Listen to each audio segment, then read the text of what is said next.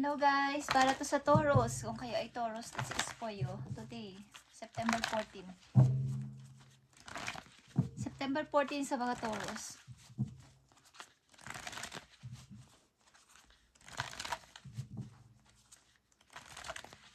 Kumusta na kayo guys sa mga Taurus? At ingat kayo kung saan man kayong lugar nandoon guys, saan kayong lupalop ng mundo nandoon. At nagtatrabaho is para sa inyo ang message na to.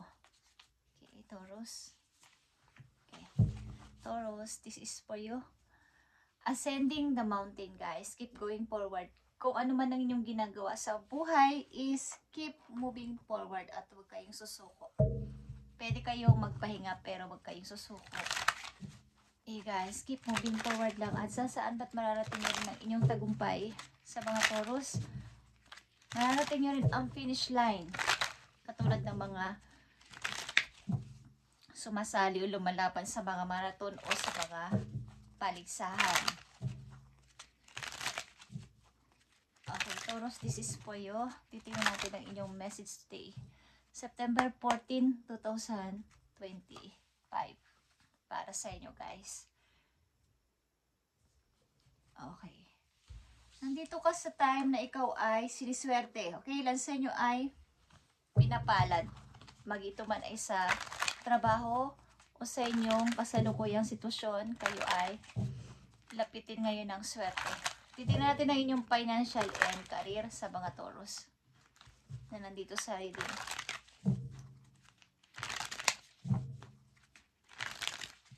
Ibigay mo ang tamang message sa mga Taurus sa kanilang financial and career. Silipin natin ang inyong financial and career at ang inyong pag-ibig.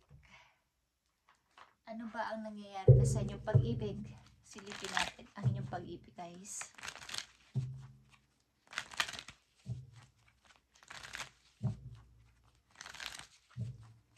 At kung may kilala kayong Virgo sa inyong chart, ay happy birthday sa kanila, guys. Okay, Taurus. Taurus. Sa mga Taurus ito, September 14.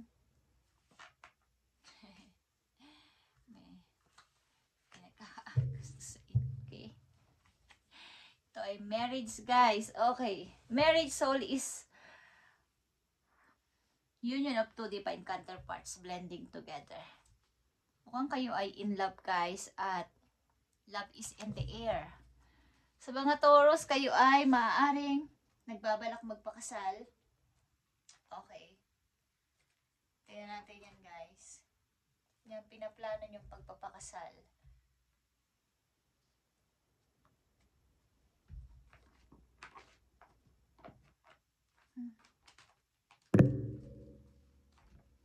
Sa mga Taurus is ano ng inyong kayo ay masaya, guys. Sa mga Taurus na nandito sa reading, kayo ay masaya. Ang puso, mukhang kayo ay ilan sa inyo nagbabalak magpakasal or may balak ng magpakasal sa inyong minamahal, guys. Tingnan natin. Nagbabalak kayo magpakasal ng iyong minamahal. Oh, very soon, guys. Very soon. Clearly decide what you want so that it comes to you now. Okay. Mukhang kayo nagbabalak magpakasal very soon. Ang unang message for you, Taurus, ay miracles. Okay? Expect the wonders emerge. Okay, katulad ng lampara na to. Kung alam niyo yung pelikula o movie na Aladdin. Okay, ito ay isang miracle na may mangyayari sa inyong pagbabago. Okay? Maaaring ilan sa inyo ay may mga, katulad na sinabi ko kayo na kayo ay this time, lapitin ang swerte. Okay. Ano pa ang message for you? Prospect is here. The future is bright. Keep moving forward. Katulad ng una pa rin ninyong message na keep moving forward. Sasaan ba't mararating nyo rin ang finish line. The future is bright for you, Taurus. The future, maaaring mga sa susunod na araw, sa isang linggo, sa isang buwan, o sa isang taon, The future is bright, keep moving forward sapagkat nakikita mo ng iyong tagumpay. So, keep moving forward, Taurus. At tignan natin tong marriage na to, Taurus, para sa inyo. Okay. Kayo ay may anak, guys. Maaring sa una, may anak kayo at your love life is being affected by children. Maaring kayo ay may unang naging asawa, ilan sa inyo, okay guys, nakita ko dito, at kayo ay may balak magpakasal sa isang person. Ang love life na ito ay naaapektuhan sapagkat may anak kayo sa una. Okay, ilan sa inyo ay may anak na ng tao na to na yung papakasalan o balak pakasalan. Okay, andito ang free yourself. It's time to take back control of your life. Okay. Kumbaga, kung kayo ay umiibig na sa kasalukuyan sa bago is pakawalan mo na yung puso mo sa nakaraan para ito ay magtuloy-tuloy na sa kasalukuyan. Kung kayo ay mayroong balak magpakasal sa pangalawa, guys, o sa kasalukuyan ninyo ay take back control of your life. Bagamat ito ay mayroong complex, maaaring may mga anak kayo sa una, guys, at meron kayong balak magpakasal sa tao na inyong minamahal sa kasalukuyan at merong konting usapin dito about sa inyong mga anak. Okay? Yeah. Ang inyong financial, guys, and career, money, messenger. Consider career and money management, banking, accounting, or any field and finance. Okay, guys. Ang ilan sa inyong Taurus na nandito ay may kaugnayan sa mga course na accounting, something sa bangko nagtatrabaho, or may kinalaman sa finance. Okay, sa finance. This card may indicates a giant leap forward on your career or finances. You can look forward to happy financial outcome. So, ang mga Taurus na nandito ay mukha kayong mag-a-appear ang mararaming opportunity at may kinalaman to sa pagdami at paglago ng inyong kita, guys, sa money ito. At alamin nyo kung paano i-manage at malaman nyo kung paano nyo makokontrol ang paglabas at pagpasok ng inyong money. Kung sakaling may dumating man na ganitong klaseng mga hindi inaasahan.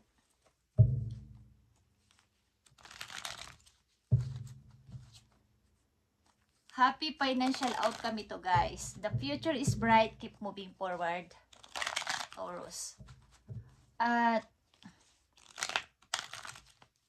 mukhang kayo ay nagbabalak magpakasal, guys.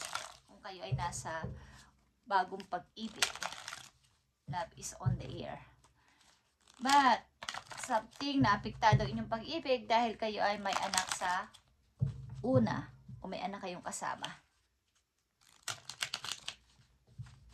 So, kailangan ninyong palayan inyong sarili at harapin itong nasa kasalukuyan, guys. Alamin ang problema dito at paano ito masusolusyonan. Paano nyo ito i-handle na hindi masasaktan ng inyong mga anak, guys. Okay. Tignan natin tong marriage na to, guys. Para sa mga Taurus. Taurus, yeah, this is your want. Ito yung gusto mo. Mukhang dealing kayo sa fire sign, Taurus. Aries, Leo, Sagittarius, or Aries, Leo. Okay.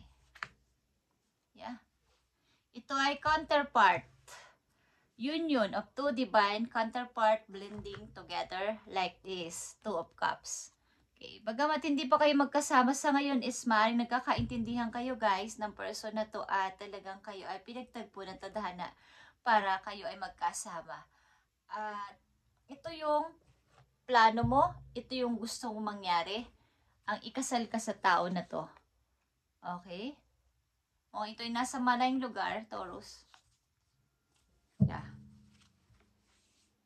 Tingnan pa natin ang mga paparating na message for you.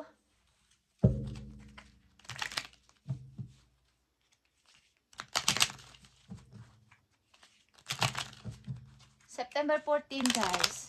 2025.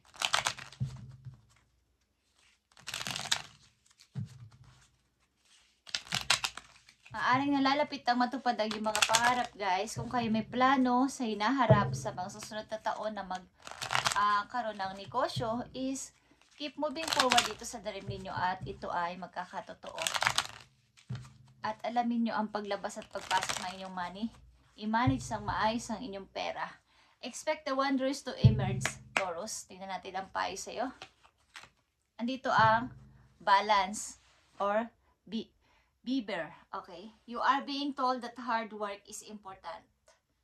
But so it's quality time with your loved ones. The balance between work, play, family, and career must be maintained for overall wellness and success.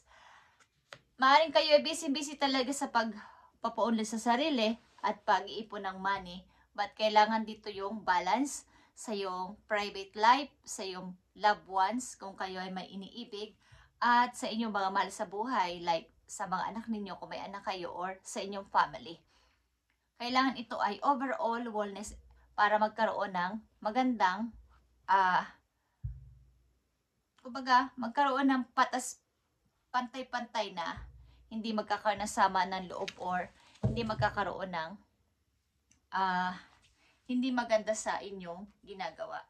Kailangan may balanse kayo. Maaaring huwag yung kakalimutan na kayo ay may anak, huwag niyong kakalimutan ang time niyo sa inyong family, sa inyong sarili, at mabalance ito ng maayos.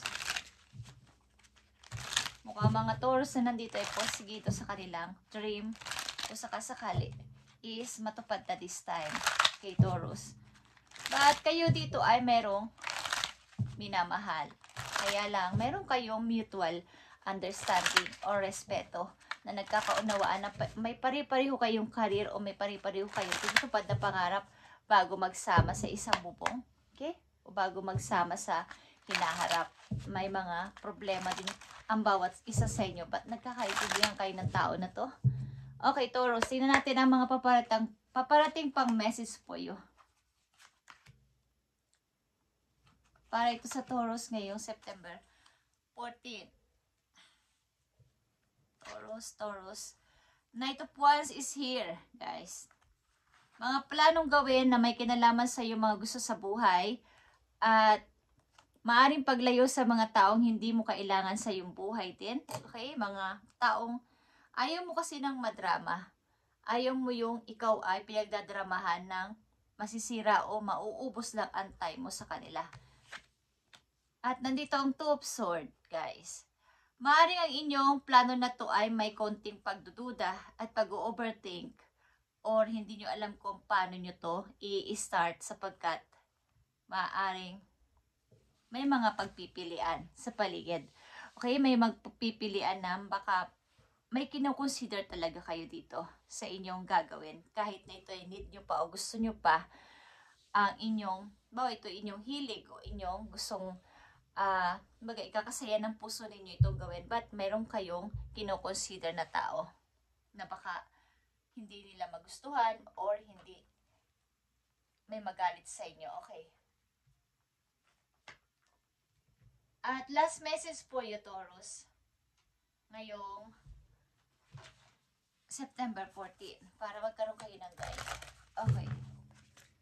Para ito sa Taurus, bigay mo ang tamang message sa kanila. Ngayong September 14, ano pa ang gusto mo sabihin? Gusto nyo sabihin sa mga Taurus na nakatakdang makatanggap ng message ngayong September 14. I need message.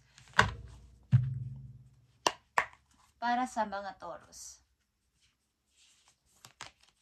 Okay, Taurus. Reflect on your priorities.